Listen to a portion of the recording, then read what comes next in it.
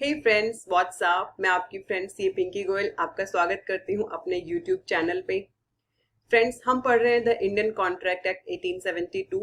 इससे पहले की क्लासेस में हम 3 यूनिट कवर कर चुके हैं और ये पढ़ चुके हैं कि कॉन्ट्रैक्ट क्या होता है, कंसिडरेशन क्या होता है, लॉफुल कंसिडरेशन क्या है, एक माइनर की क्या पोजीशन है कॉन्ट्रैक्ट में। फ्रेंड्स, हम डे टू डे लाइफ में बहुत सारे कॉन्ट्रैक्ट करते हैं, जैसे कि हम ऑनलाइन मूवी टिकट्स बुक करते हैं, कोई कॉन्सर्ट टिकट बुक करते हैं, या फिर हम लोन के लिए अप्लाई करते हैं, क्रेडिट कार्ड के लिए अप्लाई करते हैं। ये सभी कॉन्ट्रैक्ट के डेफिनेशन में आते हैं। फ्रेंड्स, आज हम पढ़ेंगे unit number 4, that is performance of contract. It means एक कॉन्ट्रैक्ट के अंदर कौन कौन सी पार्टीज को परफॉर्मेंस करना होता है। Point number 1, promisor himself. Promisor को ही काम करके देना होगा।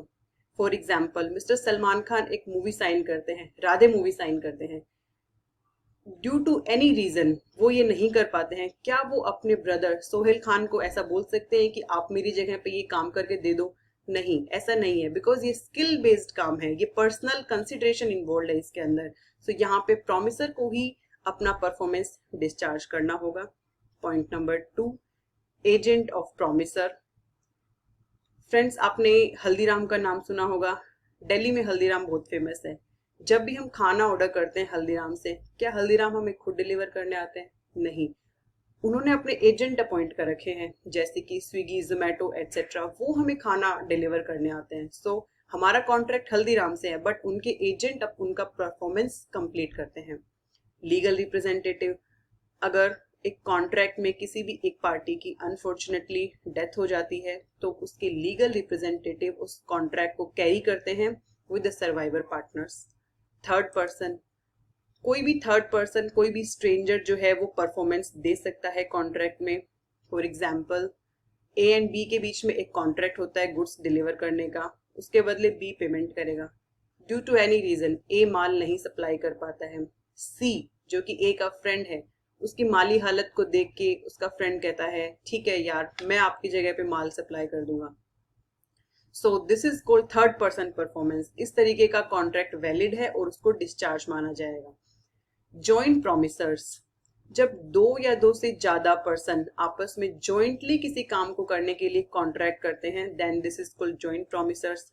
इस केस में सारे प्रोमिसर्स की जॉइंटली ड्यूटी होती है वो कॉन्ट्रैक्ट डिस्चार्ज करने की, और इन केस किसी भी एक प्रोमिसर की अनफॉर्चुनेटली डेथ हो जाती है, तो उसके जो लीगल रिप्रेजेंटेटिव है वो लायबल होते हैं परफॉर्म करने के लिए with the survivors. And friends, इसमें एक और चीज नोट करने वाली बात है कि अगर आपका प्रोमिसी किसी एक पर्टिकुलर प्रोमिसर को काम करने के लिए बोलता है, परफॉर्मेंस के लिए बोलता है, देन वो ऐसा कर सकता है। उस केस में जो भी परफॉर्मिंग पार्टनर है वो बाकी सारे प्रोमिसर्स से अपना कंट्रीब्यूशन क्लेम कर सकता है। हम एक एग्जांपल लेते हैं। यहाँ पे एबीसी 3 प्रोमिसर्स है, उन्होंने डी से 1 लाख रुपए ले लिया, अब तीनों को पे करना है। अब यहाँ पर डी जो है वो मिस्टर ए से पूरा पैसा ले लेते हैं। यहाँ पर मिस्टर ए पे तो कर देंगे, लेकिन वो अकेले बियर नहीं करेंगे, वो A B C, B and C से अपना कंट्रीब्यूशन क्लेम कर सकते हैं।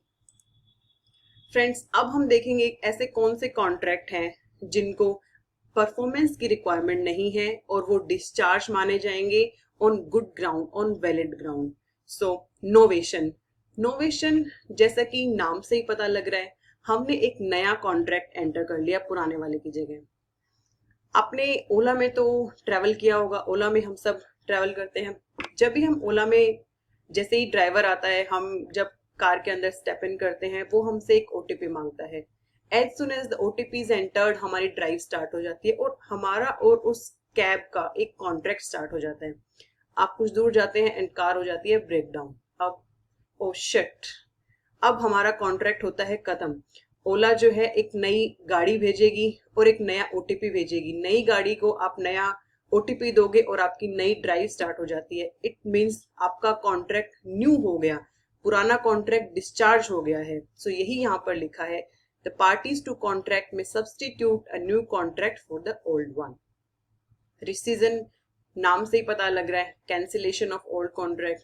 दोनों पार्टीज अपनी आपसी रजामंदी से कॉन्ट्रैक्ट को कैंसिल कर सकती है। ऑल्ट्रेशन, पुराने कॉन्ट्रैक्ट ओरिजिनल एग्रीमेंट में अगर आप कोई भी टर्म्स कंडीशंस चेंज करते हैं, मॉडिफाई करते हैं, तो कॉन्ट्रैक्ट, पुराना कॉन्ट्रैक्ट डिस्चार्ज माना जाता है। रेमिशन, रिमिशन का मतलब होता है आप कोई भी जो भी परफॉर्मेंस, जो भी कंसिडरेशन डिसाइड हुआ था उससे कम परफॉर्मेंस में सेटल डाउन करना, क्योंकि आपको कुछ भी आसार नहीं लग रहे हैं, पूरा कंसिडरेशन आने के तो कोई आसार नहीं लग रहे हैं, तो आप कहीं ना कहीं सेटिस्फाई कर लेते हो कि ठीक है कुछ तो मिले, तो आप वहां इसको कहते हैं रिमिशन। फ्रेंड्स, आपने स्वर्ग मूवी देखी होगी, गोविंदा की बड़ी फेमस मूवी है। उसके अंदर उनका घर ऑक्शन पे लग जाता है लोन के अगेंस्ट। अब बैंक से लोन लिया हुआ है, अब बैंक को लगता है कि चलो लोन तो मेरा आना नहीं है, वो तो डूबना ही है, क्यों ना मैं ये घर ही देख लूं, घर बेचकर ही कुछ पैसे रिकवर कर लूं। So this is called remission. वहां पे बैंक लेसर परफॉर्मेंस एक्सेप्ट कर रहा है ताकि उसकी कुछ तो रिकवरी हो। बाय ब्रीच ऑफ कॉन्ट्रैक्ट, अगर कोई भी party A and B contract को ब्रीच कर देती है, ये दो टाइप का हो सकता है ब्रीच, एक्चुअल या एंटिसिपेटरी। एक्चुअल बोले तो आपने ड्यू डेट पे मना कर दिया गुड्स डिलीवर करने के लिए, या आपने पेमेंट करने के लिए हाथ खड़े कर दिए, मेरे पास तो पैसा नहीं है जी। या फिर एंटिसिपेटरी, आपने ड्यू डेट के कुछ दिन पहले ऐसा मना कर दिया, so this is called anticipatory breach. In cases में भी कॉन्ट्रैक्ट डिस्चार्ज माना जाएगा। मर्जर ऑफ राइट्स, मर्जर जैसा कि नाम से पता लग रहा है, आप मर्ज हो जाते हैं हमारे दो राइट। अगर किसी भी एक पर्सन के पास दो राइट्स आ जाते हैं तो दोनों राइट्स मर्ज हो जाते हैं एंड सुपीरियर राइट को वैलिड माना जाएगा और इंफीरियर राइट को डिस्चार्ज माना जाएगा।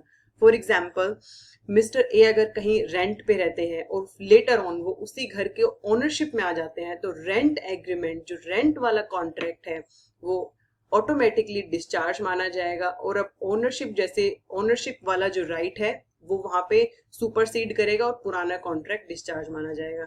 सो फ्रेंड्स, ये हमारा क्विक समरी था यूनिट 4 का, परफॉर्मेंस ऑफ कॉन्ट्रैक्ट। बहुत ही अच्छी यूनिट है, बहुत सिंपल यूनिट है। अब हम इसके एमसीक्यूज करेंगे, मल्टीपल चॉइस क्वेश्चंस, जो कि हमारी स्टडी पे बेस्ड होंगे। Let's go. Question number 1, on the valid performance of a contractual obligation by the parties, the contract is discharged, become enforceable, becomes void, none of these। जब आपने valid perform कर दिया contract के लिए तो बस हो गया, कॉन्ट्रैक्ट डिस्चार्ज हो गया। सो the right answer is discharged, option A.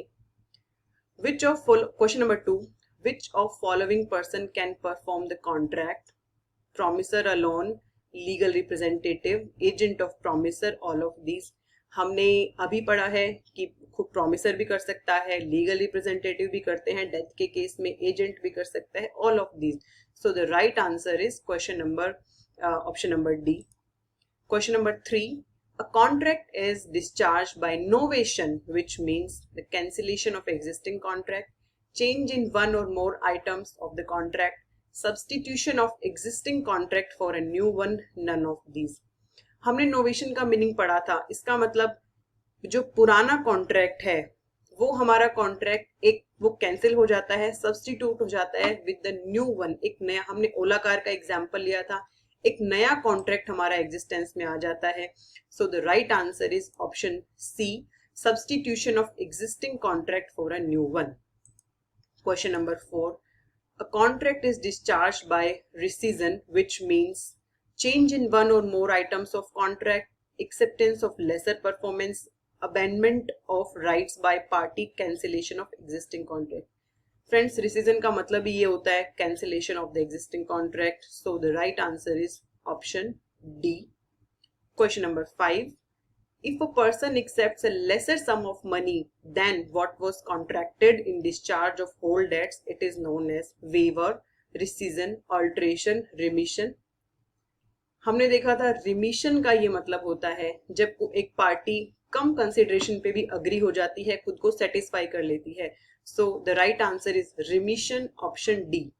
देखिए, वेवर होता है पूरा राइट्स खत्म करना, रिसीजन होता है कैंसिलेशन, ऑल्टरेशन होता है ओरिजिनल अग्रीमेंट के अंदर आप कुछ टर्म्स कंडीशंस चेंज कर रहे हैं, एंड रिमिशन होता है आप जब लेसर परफॉर्मेंस पे खुद को सेटिस्फाई कर रहे हैं। सो the right answer is option D, remission. Question number 6, novation discharge a contract. काफी क्वेश्चन है नोवेशन के ऊपर यहाँ पे। Novation discharge is a contract. No, it means no new contract come into existence. No, it means new contract come into existence, but old contract is not discharged. Yes, old contract is discharged. Yes, but only if parties agree to discharge. हमने novation का meaning देखा था, पुराना contract हमारा discharge हो जाता है, एक नया कॉन्ट्रैक्ट उसकी जगह पे आ जाता है. So the right answer is option C. Yes, old contract is discharge. Question number 7. Novation and alteration are same. Novation में क्या होता है, एक नया कॉन्ट्रैक्ट आ जाता है पुराने वाले की जगह. ऑल्ट्रेशन में ओरिजिनल एग्रीमेंट में ही हम कुछ टर्म्स कंडीशंस चेंज कर देते हैं. So options are novation and alteration are same. True, both result in discharge of old contract. False, novation discharge old contract. In alteration, obligation remains. C, false, however, both may have effect of substituting a new contract for the old one. And D, none of these. Friends, novation and alteration are same नहीं है, लेकिन दोनों के अंदर ही एक नया contract आ जाता है पुराने वाले की जगह. So the right answer is option C. Question number 8. A, B and C jointly promised to pay rupees 60,000 to B before performance of contract. C dies. Here the contract becomes void on C's death. Should be performed by A and B with C's representative. Should be performed by A and B alone. Should be renewed between A, B, C. हमने देखा था कि कोई भी अगर in case किसी भी party की डेथ हो जाती है तो उसके लीगल रिप्रेजेंटेटिव उस कॉन्ट्रैक्ट को आगे लेके जाते हैं. They are duty bound to perform. So here the right answer is option B. Contract should be performed by A B with C's legal representative. Right answer is option B. Moving to question number 9. Vivan lives on rent in a house owned by Swati. Later he purchased the house from Swati. Then the rent agreement is discharged. Just now we discussed it is a merger of rights. So the right answer is option C. Question number 10. When prior the due date of performance the promisor refused to perform the contract, it is known as answer number B, that is anticipatory breach of contract. देखिए, actual breach होता है जब आप due date पे आके मना करते हैं. वेवर होता है कॉन्ट्रैक्ट को ही रफा दफा कर दिया. So the right answer is option B, anticipatory breach of contract. And the very last question of for today is question number 11.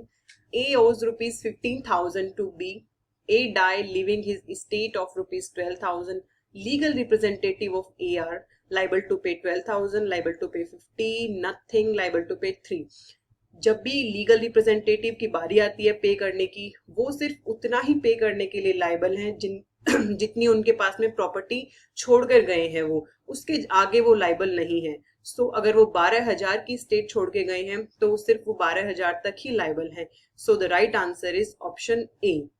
Friends, that's all for this unit number 4. बहुत ही अच्छी unit थी, बहुत simple. हमने इसके MCQs भी कर ली. I hope आपको सारी यूनिट्स क्लियर हो गई होंगी. अगर आपको पुरानी वीडियोस, मेरी पुरानी यूनिट्स देखनी है 1, 2, 3, तो उसका पॉपअप आपको स्क्रीन पे दिख रहा होगा, वहां जाके आप मेरी वीडियोस देख सकते हैं. Friends, please like my video, subscribe my channel. Thank you.